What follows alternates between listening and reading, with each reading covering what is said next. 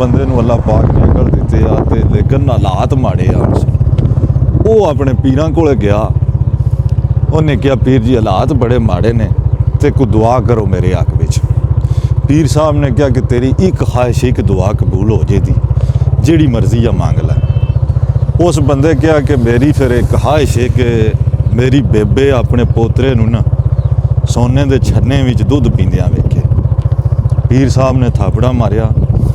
ਉਹਨਾਂ ਕਿਹਾ ਵਾਕਈ ਸਿਆਣੇ ਅਕਲਮੰਦ ਜਿਹੜੇ ਨੇ, ਜਿਨ੍ਹਾਂ ਨੂੰ ਅੱਲਾ ਨੇ ਅਕਲ ਦਿੱਤੀ ਹੈ, ਸਿਆਣੇ ਹੀ ਹੁੰਦੇ ਨੇ ਕਿ ਤੂੰ ਇੱਕੇ ਜੁਮਲੇ ਵਿੱਚ ਆਪਣੀ ਜ਼ਿੰਦਗੀ ਵੀ ਮੰਗ ਲਈ, ਆਪਣਾ ਪੁੱਤਰ ਵੀ ਮੰਗ ਲਿਆ, ਆਪਣੀ ਮਾਂ ਦੀਆਂ ਅੱਖਾਂ ਵੀ ਮੰਗ ਲਈਆਂ ਨੇ, ਮਾਂ ਦੀ ਲੰਮੀ ਜ਼ਿੰਦਗੀ ਸਿਹਤ ਵੀ ਮੰਗ ਲਈ ਹੈ ਤੇ ਦੌਲਤ ਵੀ ਮੰਗ ਲਈ ਹੈ, ਦੁੱਧ ਵੀ ਮੰਗ ਲਿਆ, ਸਾਰਾ ਕੁਝ ਇੱਕ ਜੁਮਲੇ ਵਿੱਚ ਹੀ ਮੰਗ ਲਿਆ।